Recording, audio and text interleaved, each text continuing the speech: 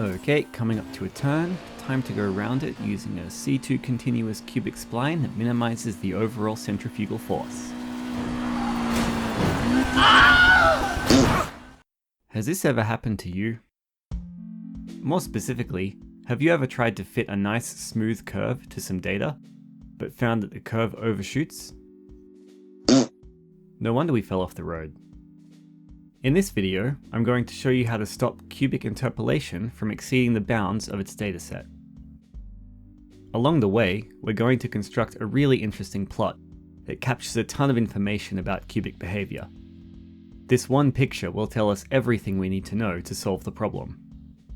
But first, we need to be a bit more clear about what the problem actually is. In my last video, I talked about how cubic interpolation is a little more complicated than just passing in a dataset and getting back a smooth curve. Remember that we also need to specify the gradient of the curve at each data point. Otherwise, we're left with dangling degrees of freedom that can give us all sorts of different curves.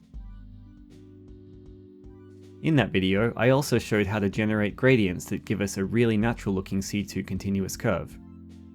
You don't have to watch that video to understand this one. All that matters is we have some method of generating the gradients. Today we're going to create a sort of post-processing step that tweaks the gradients to keep the cubic inside the bounding boxes formed by adjacent data points. Whether you're interpolating color gradients like in my previous video, or just trying to stay on the road, overshooting the dataset can cause undesirable results. So how can we force the cubic segments to stay inside these bounds? To answer this question, we can look at a single segment and simplify the problem by rescaling the box so that the endpoints are at 0, 0 and 1, 1. So now the problem reduces to finding the gradients that keep the curve from t equals 0 to 1 within y equals 0 to 1. The cubic equation we'll be working with is the hermite spline. There's a few different ways of specifying a cubic for interpolation, but the hermite spline is the most convenient in this case. y0 and y1 are the y-coordinates of the curve at t0 and 1 respectively, and m0 and m1 are the gradients at those points. To use this equation for interpolation, you just plug in your y's and m's and evaluate the curve from t equals 0 to 1. In our case, we're setting y0 to 0 and y1 to 1, which simplifies the equation nicely. The question we're trying to answer is, what values of m0 and m1 keep the cubic between 0 and 1 when t is between 0 and 1?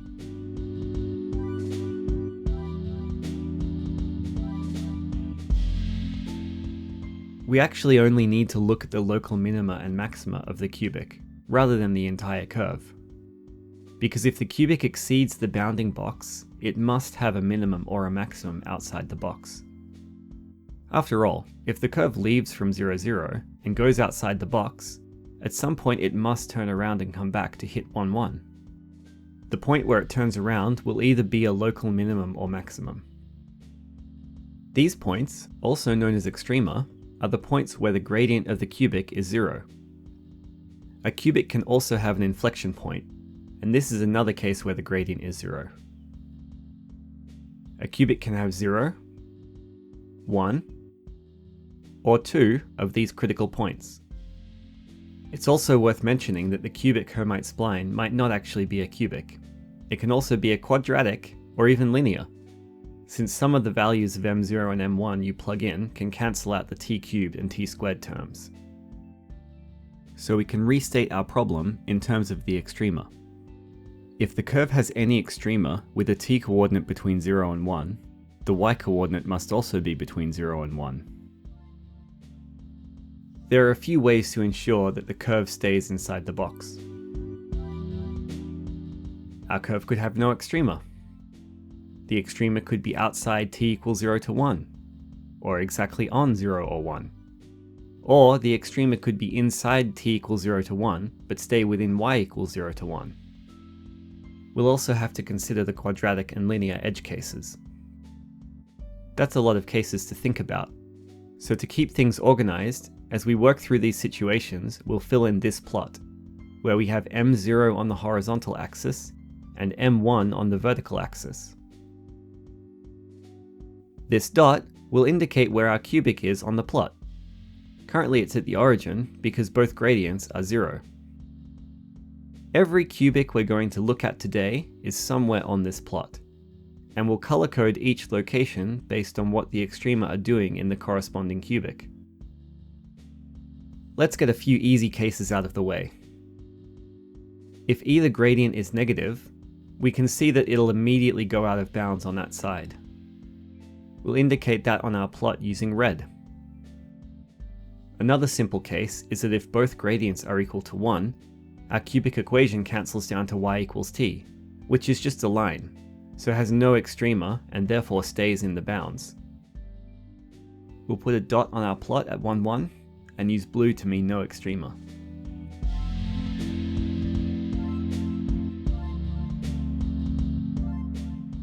A more interesting case is when the t cubed terms cancel out.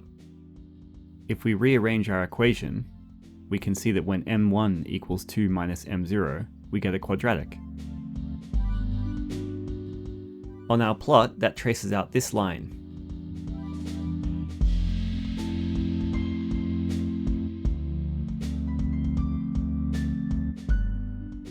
Back to the equation, we can get rid of the remaining m1 by substitution. To locate the quadratic's extrema, we need to find its derivative and set it to 0. Solving for t gives us this, which tells us the t-coordinate of our quadratic's minimum or maximum. Unlike the cubic, it's impossible for the quadratic to have extrema inside the box, because if it does, the curve can't bend back to hit the endpoint. This means that we just have to find the cases where the extremum is to the left or right of the box. That is, where this formula is less than 0 or greater than 1. Either would meet our goal. When solving inequalities like this, it's really easy to forget that multiplying or dividing by a negative number flips the inequality, especially if the thing you're multiplying or dividing by has a variable in it. So for a rational expression like this, we can't just bring the denominator across to the other side without thinking carefully about whether it's positive or negative. For a division like this to be positive, u and v must have the same sign, either both positive or both negative. Also, v can't be 0 because we can't divide by 0. Conversely, for the division to be negative, u and v must have different signs. Back to our inequality. Let's start with the negative case. Since this division is negative, the top and bottom must have different signs. So we have these two possibilities. m0 can't be both less than 0 and greater than 1, so we're left with m0 being between 0 and 1. So when m0 is between 0 and 1, the t-coordinate of the minimum is less than 0. That means it's to the left of our box, satisfying our goal. We'll use green to indicate that the extrema are outside t equals 0 to 1. Now for the greater than 1 case. Since this expression is positive, the top and bottom must have the same sign, either both positive or both negative. If the denominator is negative, the inequality flips when we take it to the other side, and we get m0 is greater than or equal to 2. But that's a contradiction because m0 can't be both negative and greater than 2. If they're both positive, then we don't flip the inequality, and we end up with m0 is less than or equal to 2. Since the denominator is positive, we also know that m0 must be greater than 1. So when m0 is between 1 and 2, the t-coordinate of the maximum is greater than 1. This means it's to the right of our box, satisfying our goal. Putting these two conditions together, we can see that 1 is excluded. Why is that? Well, looking at our extremum formula, if m0 is 1, we get a divide by 0 error. But this makes perfect sense, because that's our linear case.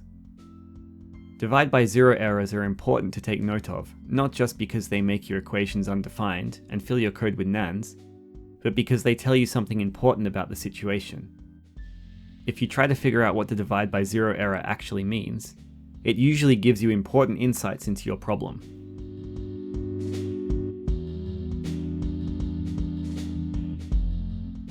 Next, we'll consider the case where our cubic has no extrema. As before, we'll set the derivative to 0 and solve for t. We can figure out how many solutions this has by looking at the determinant. If the determinant is less than 0, then the quadratic has no real solutions, because we'd need to square root a negative, so our cubic has no extrema. This is one of the ways we can reach our goal. If the determinant is equal to 0, then the quadratic has exactly one solution, so our cubic has a single inflection point. This also satisfies our goal. So we're interested in cases where the determinant is less than or equal to 0. This inequality will sketch out some region on our plot. To find the boundary of that region, we can look at the equals 0 case. This is an ellipse, and it looks like this. This ellipse is pretty cool, but there's something strange about it. It has 6 integer solutions, but that's not the weird part. The weird part was when I wanted to render it in Manum. This is a bit of a digression, but to draw a tilted ellipse like this in Manum, you need its width, height, rotation, and center point. If we draw a line between the integer solutions at 1, 1 and 3, 3, we can see it passes through the center point, which must be at 2, 2. This line also tells us that the rotation of the ellipse is 45 degrees clockwise, and the height is 2 root 2. Slightly trickier was finding the width. This line must also pass through the midpoint at 2, 2, and is at an angle of 45 degrees anticlockwise, which means if we extend the line, it will pass through 4, 0 and 0, 4. So the equation for this line is m1 equals 4 minus m0. So now we just need to find where this line intersects the ellipse. Sub in m1 and simplify and... deja vu. It's the same number that appeared so often in my last video, the magnesium ratio. I'm really surprised this shows up here. These videos are both about cubic interpolation, but the problems we're solving are totally different and unrelated. Is this a coincidence? Or is there something deeper going on? I don't know. Anyway, this ellipse is all the m0, m1 pairs where the determinant is 0, meaning that the cubic has an inflection point. But when is the determinant less than 0? Well, it's either the interior or exterior of this ellipse, so let's test 2, 2. Yep, when both gradients are 2, the determinant is negative, so our cubic has no extrema when the gradients are inside the ellipse. So any m0, m1 pairs inside this ellipse, or on its boundary, form cubics that have no extrema, and so stay inside the bounding box. Now, outside the ellipse, the determinant is positive, which means there are 2 extrema, a local minimum and a local maximum. Interestingly, to meet our goal, these extrema either have to be both inside t equals 0 to 1, like this, or both to the left or right of the box, like this. If only one of the extrema is inside the horizontal range of the box, we run into the same issue as with the quadratic, where it can't bend back up to reach the endpoint. For our plot, if m0 and m1 are in this bottom left region, then the extrema are outside of t equals 0 to 1. So that satisfies our goal. Like before, we'll indicate this using green. Towards the top right of our plot, our cubic has 2 extrema inside t equals 0 to 1. So we want to find the cases where these extrema are also inside y equals 0 to 1, which will trace out some region on the plot. Like with the blue ellipse, we'll start by trying to find the boundary of the region. The boundary is the transition point where the extrema go from being inside the box to being outside it.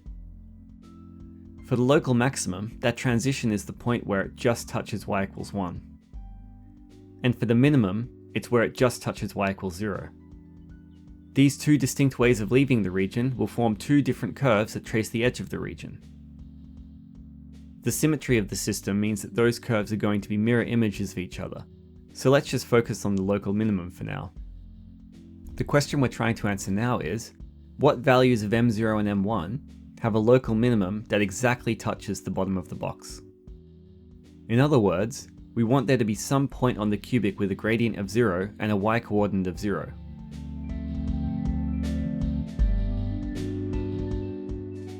Let's bring back our cubic.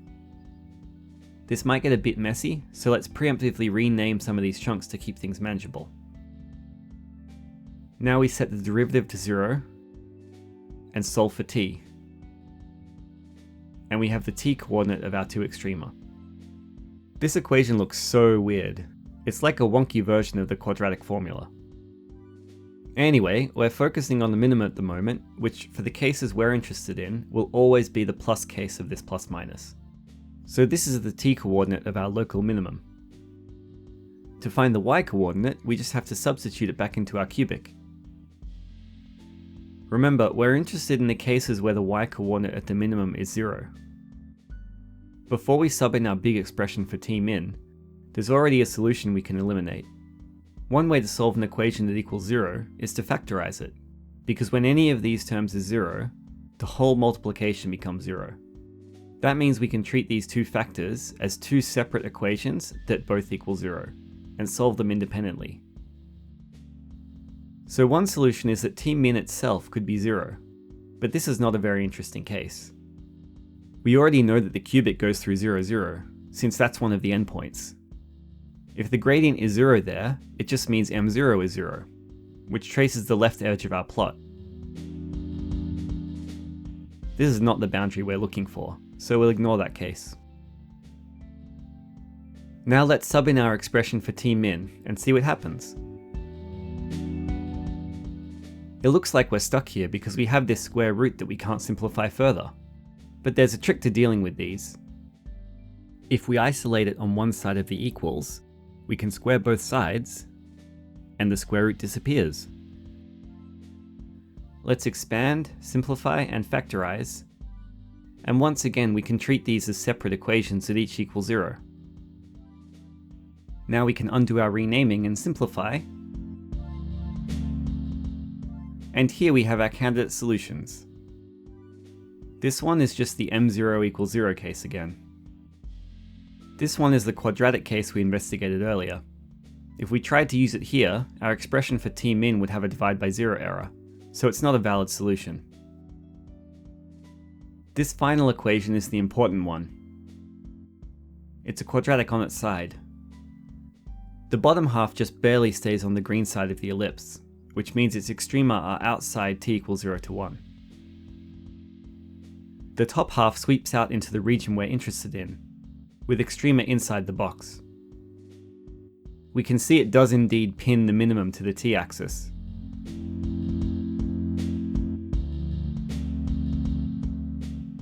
If we repeat all that maths, setting the local maximum to y equals 1, we get the same parabola, but reflected about the diagonal.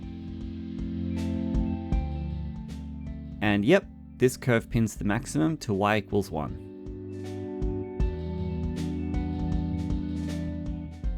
The point where these two parabolas intersect lies on the m0 equals m1 line. If we take our equation and set m0 equals m1, we find an intersection at 1, 1 and 9, 9. At 9, 9, the local minimum exactly touches y equals 0, and the maximum touches y equals 1. So we have the boundary of our region. Inside this boundary, the cubic's extrema stay fully inside the box, which we'll indicate with yellow.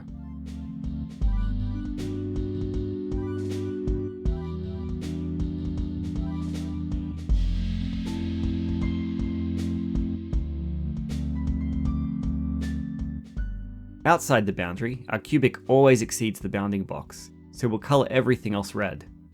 In fact, you can see as we go around the tip of the yellow region, the maximum waits for the minimum to exit the boundary before going in. So the cubic is always partly outside the box.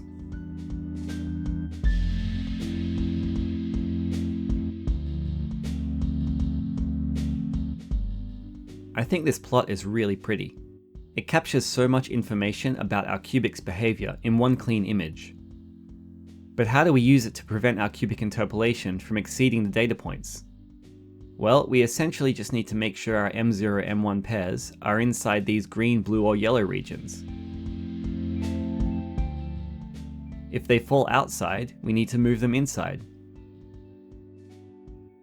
Now, the cubics in this upper right region can be pretty extreme, and I don't really want an interpolated segment to change direction if it can be avoided. So I'm going to further restrict the allowed gradients to this region, which keeps the interpolation monotonic. Actually, for practical purposes, it's easier just to restrict M0 and M1 to be less than or equal to 3, which keeps us inside this box. Applying this to one of our multi-segment cases, we can see that the interpolation does indeed stay within the bounds of the points. If you want even smoother, better behaved results, you can try lowering the gradient cap to 2. Now, remember that the very first thing we did in the analysis was squish our cubic segment so it goes from 0, 0 to 1, 1. Let's call the gradient of the line between the two endpoints the linear gradient. This squishing process changes the linear gradient to 1. So the M0 and M1 axes of our plot are actually measured in multiples of the linear gradient. I like to think of these as normalized gradients, so for clarity I'll call them M hat for the rest of the video. The non-normalized gradients will just be called M0 and M1. To apply these limits to a real dataset that goes through arbitrary points, start by calculating the gradients for each point using any method you want. Next, draw a straight line through each pair of points and find its linear gradient. For each point, look at the adjacent linear gradients to the left and right, and if they have a different sign, set the point's gradient to 0.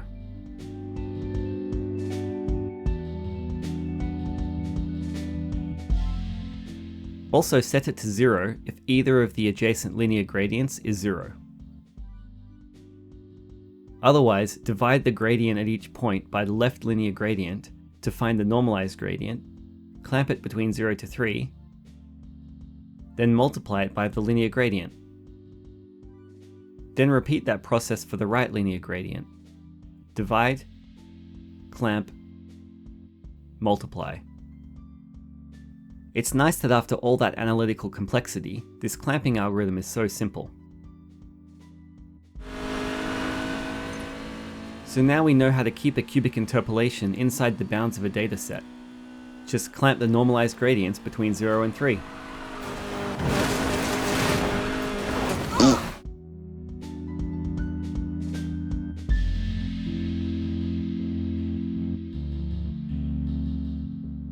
I hope you enjoyed this second deep dive into cubic interpolation.